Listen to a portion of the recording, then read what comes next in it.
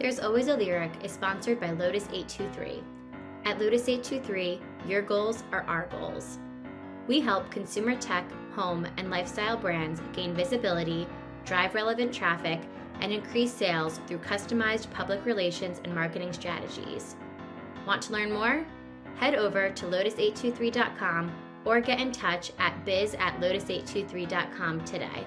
So, welcome to another episode of There's Always a Lyric, my podcast brought to you by Lotus 823. Today, my guest is Debra Rizzi, and Deb is a friend, colleague, and just an all-around great person. A little bit about her background.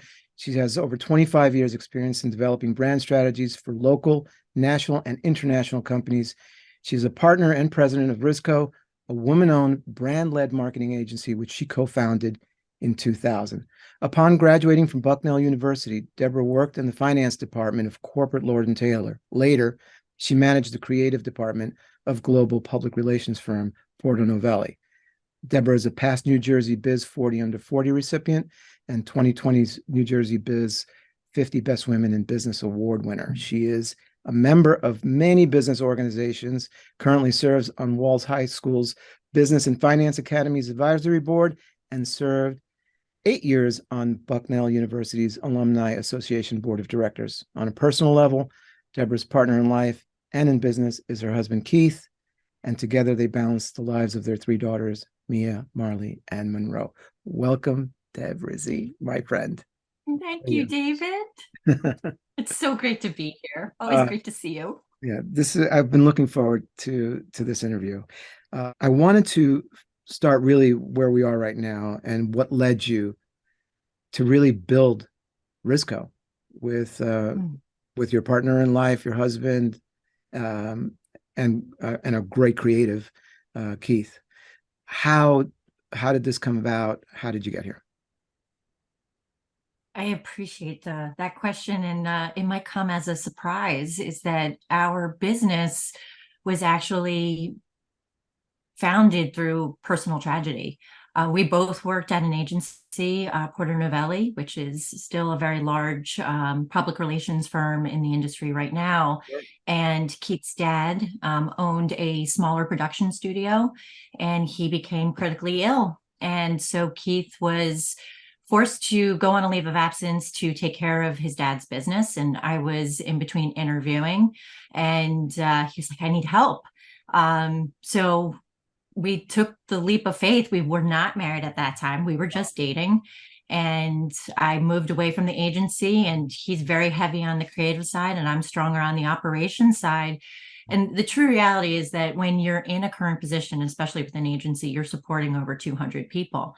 And you don't realize those relationships that you're fostering. And at that time, a lot of those agencies did not have creative arms within them. So as the people that we worked with over the years moved to other places, word got out, quote unquote, that we had started our own firm. So rizco was born as a subsidiary underneath his dad's business. And we were very fortunate to have loyal relationships that just moved with us immediately.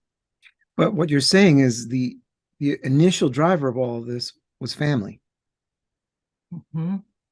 Were there people in that process or along the way that have been helpful to you, like mentors or teachers or coaches that helped you? So it's a twofold.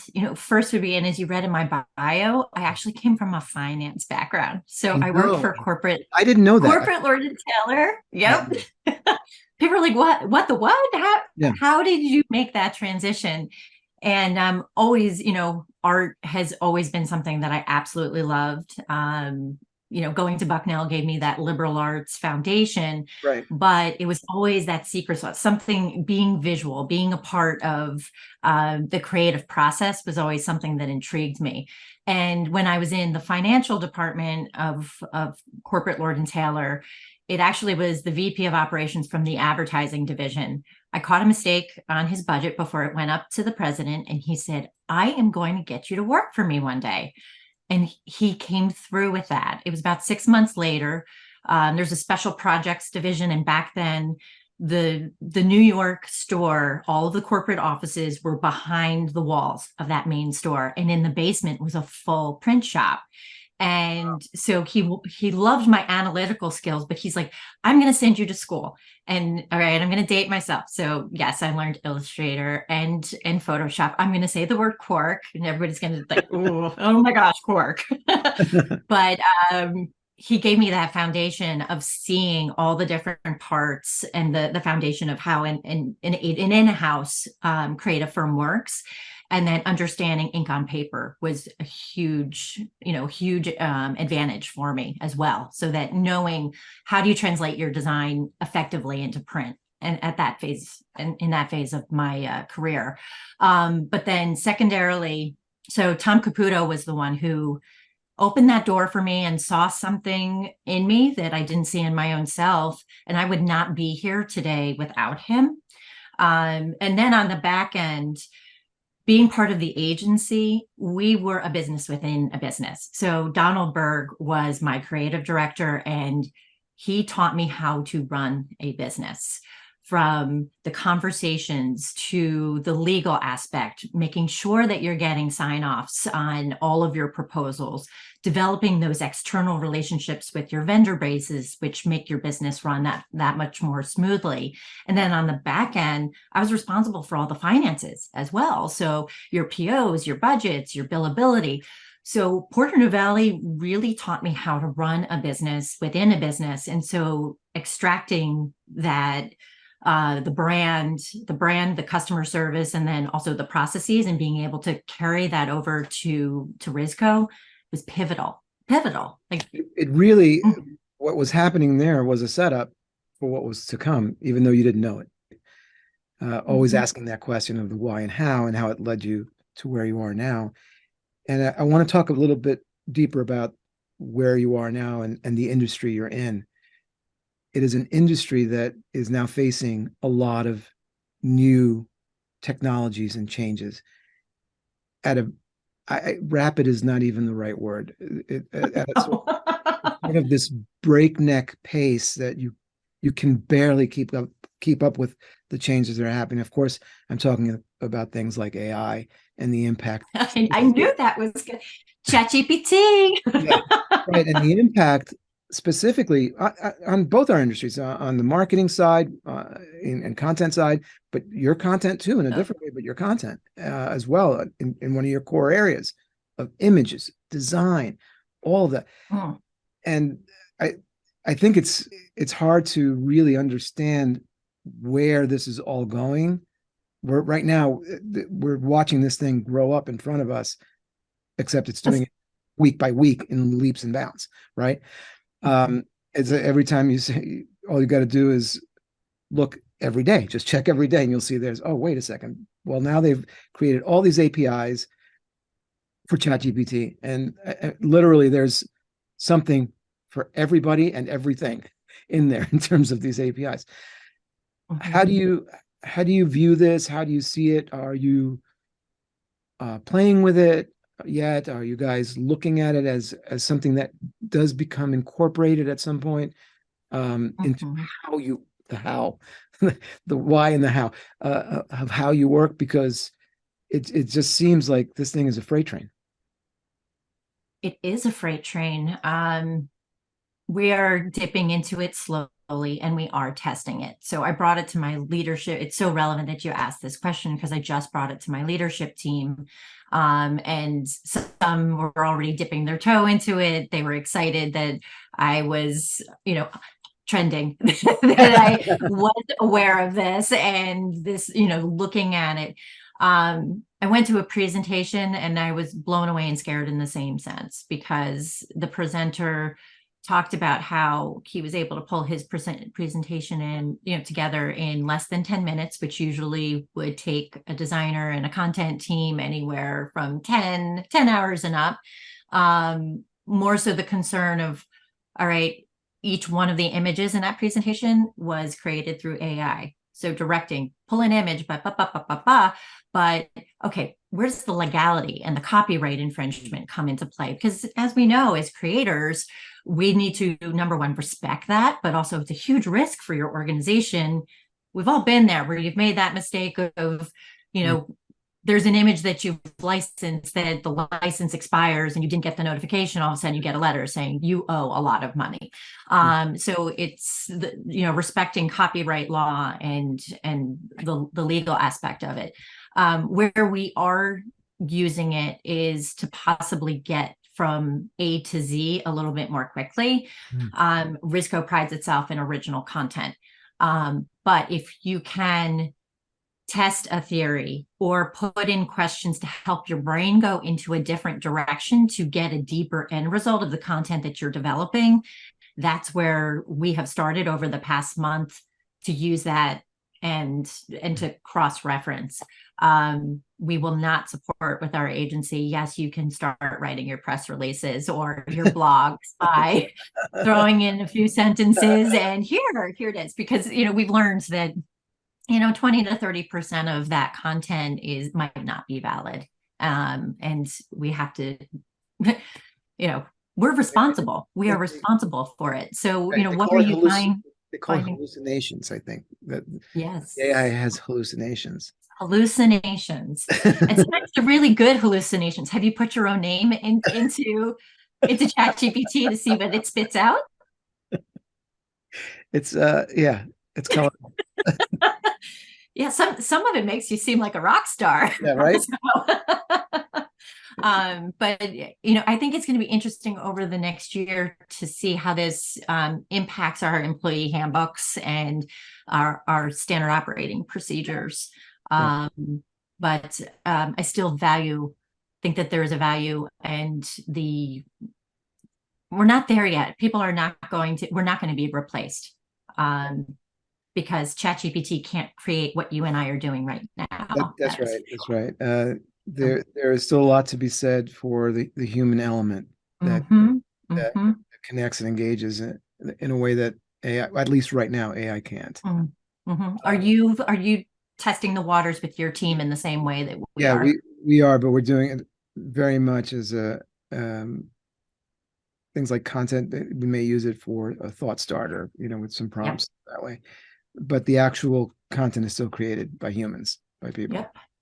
But I do think I agree with you that we have to be in it. We have to be aware of it and find out how this tool can be used in a responsible manner, but still keep us competitive, because other players are going to be using it and are using it. Absolutely. Along the lines of the changes and talking about your business, I wanted to ask you about, there's a point where, I get the why of where you started, because there was literally there was a family emergency that kind of sparked this whole thing. But that's not where we are. We're not at that family crisis anymore. Rizco has now had an entire life. It's had an arc of existence. What's the why of Rizco now? Because it's certainly not the same why when it started. That's something that we all go through, where our company evolves as we evolve, as the team evolves, all of that. What is that now? So the why still goes back to our roots. It's brand-led marketing designed to matter. It's designed to matter.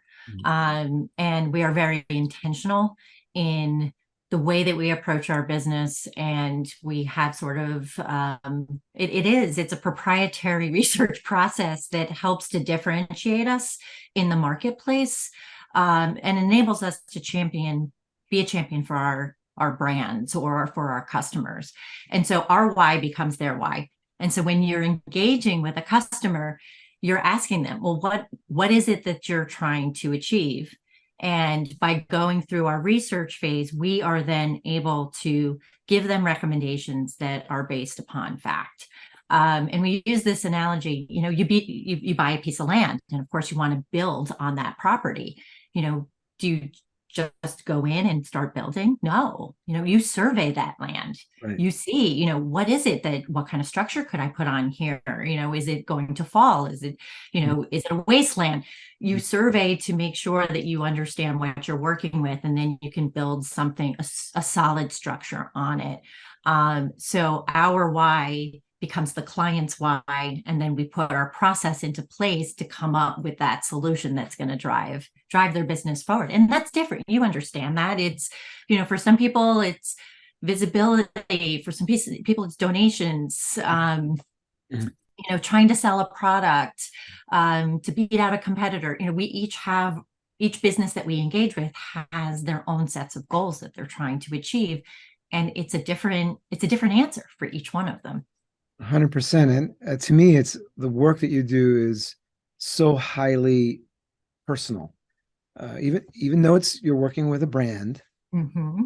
with a business entity, at the end of the day, the things like design, making decisions about fonts and colors for a logo, for example, or a particular design element that creates the logo and makes um, to me those things are very personal and very subjective too. Mm-hmm. Aesthetics are extremely subjective. One man's food is another man's poison, right? So uh, I, it's interesting that you talk about research and that upfront research, because I'm guessing that is part of the way you're able to mitigate and help them. Basically, you're going through the research, but it's also education process for the client, Mm-hmm. so that he understands that, yeah, he's in medical. He probably doesn't want to look like a McDonald's logo. I mean, I'm being silly, but it's kind of educating them and bringing them along in that education process, so that you can start to set up guidelines of what this should look like, as opposed to just whatever's in their mind at that moment. 100%. So a lot of times, a client is trying to figure out who they're like, all right, what are my key differentiators? How am I different from somebody else? And, one of the basics is even just to ask your own staff. So if using the people that are in your business on a daily basis, and including them in your process, a lot of that foundational information can come from your staff as a first touch point. Mhm. And then that secondary touch point comes in looking at competitive landscapes. Look at the people that you're competing against on a daily basis, and then maybe a brand that you're aspiring to be. What do they look like? What do they sound like? Are all of your competitors blue and you're blue? Color theory, and those decisions. It's not just, oh, pick it because it's cool. Pick it because it is going to put you in a different realm, or pull in on the emotional touch points of your consumer in a different way. So, for those who are listening, you're like, where do I start? Look at your competition. Do you look like them? Do you sound like them? Are you using the same words? Are you using the same words that everybody uses on a daily basis? So it's the verbal and the visual that help to create this roadmap of originality that helps your brand stand on its own. It's really a series of learnings that you're bringing the client through Mm-hmm. to get them Yep. there. And then, sometimes you're digging even more deeply. We're surveying internally and externally, and therefore then when we're going through that brand audit on a very deep level, you're now reporting back based upon statistics. There are percentages that are driving, okay, this is why you need to be investing your monies here, or making this shift, or investing in a rebrand. And it's very gratifying, especially for those businesses who are looking to grow to sell. They go through a brand audit, and even if they haven't implemented it yet, to be able to put that in front of the investor, it increases the value of their business. So even more recently, we've had 4 clients who have gone through the audit process and have gone to the table and gotten more exposure and more offers than they were expecting. Oh, that's awesome. That's a great It's story. gratifying. Finding your way to balance. And I know everybody uses the word balance, and to me, it's not, there's no real like homeostasis of balance, but to me, the teeter-totter, right, of always trying to find that balance. What's it like for you? Are you in a place now where you feel like you're finding ways to live a more balanced life for yourself and for your family so that you're able to truly enjoy all of it, right? Enjoy Mhm. the work and the successes that you have with clients. That is extremely fulfilling for both you and Keith, but also Mhm. be able to have that balance of your family with Mhm. Keith, with just the joy that is the wonder of life, right? And how do you find your way there? How do you, are there certain things that you've made decisions upon that are impacting that in a good way for you? What can you tell us? David, I love you because this is the trick question of our time together today. Um, I'm trying to become the better version of myself. And for those who know me, I'm like Mach 10 with my hair on fire. Um, I'm working on it. So yes, last year was pivotal for me, and I'm going to share some of my vulnerability because it's important for people to hear it.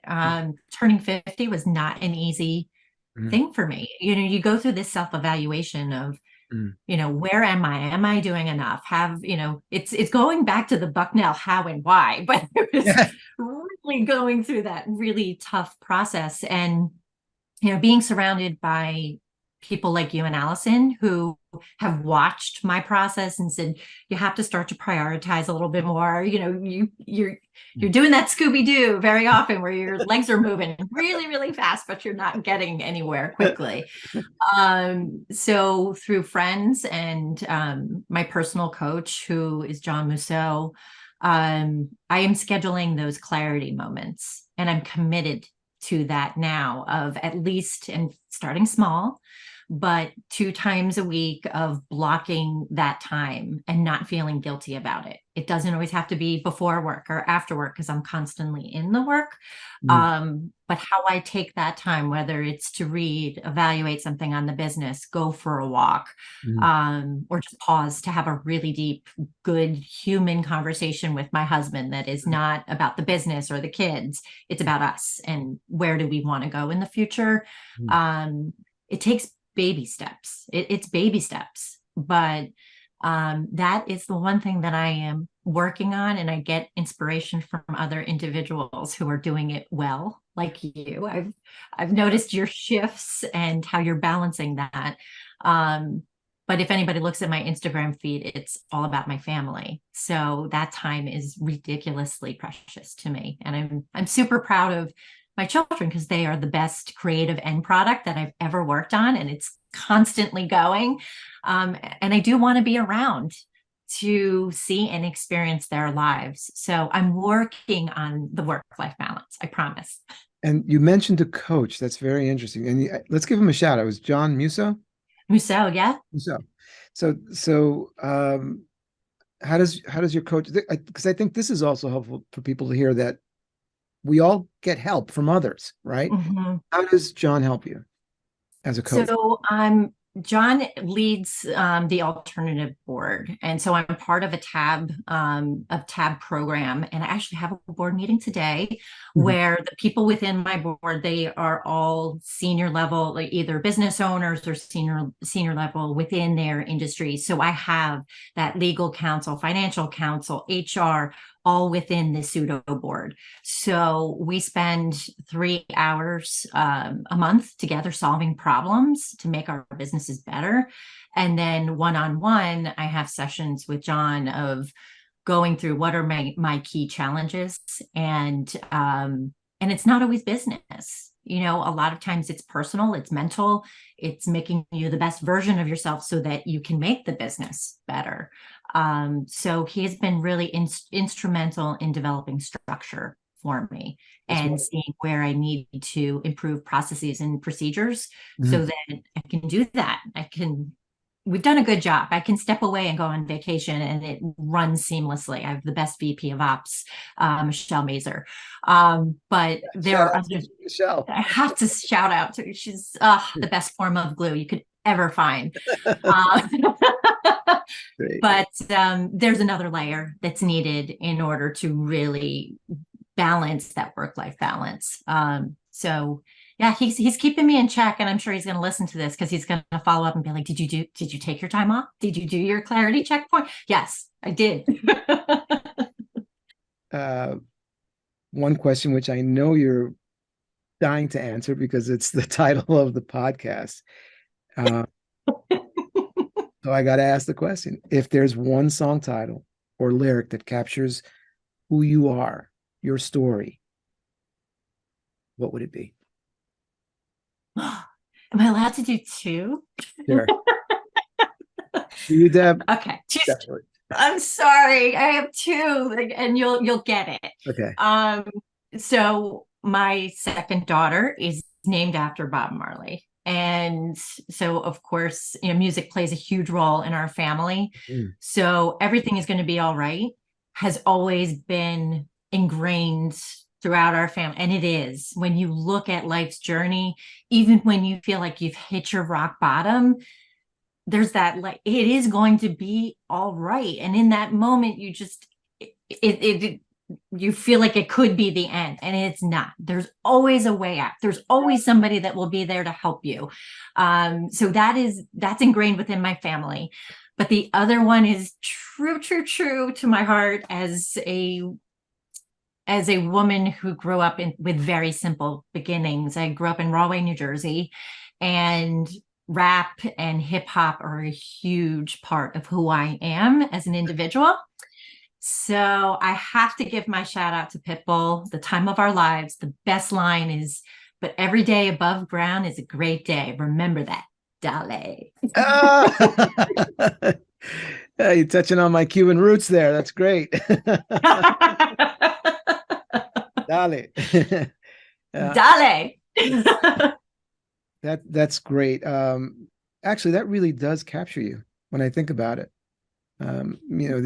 You have both you and Keith have an incredible lust for life, and it shows in not only the things that you've done with your business, but it really shines in the way you guys both support and love your three daughters, the way you embrace family as a center point in your life. It's kind of like that's your platform. That is your, Mhm. that is your foundation of everything else, is your family. It's even though you both are incredibly talented, successful business people, that's I don't think that's how you identify first. I think you identify with your family, number one. Mhm. And and that's where all the joy springs from that spills over into everything else. I don't know. That was an I armchair thank you for that. analysis, but You know what? And once again, because of people like you who take the time and give back, you've enabled me to even look at myself in a different way through this that's interview, great. which I truly appreciate. Yay. That's Yay. that's the double win.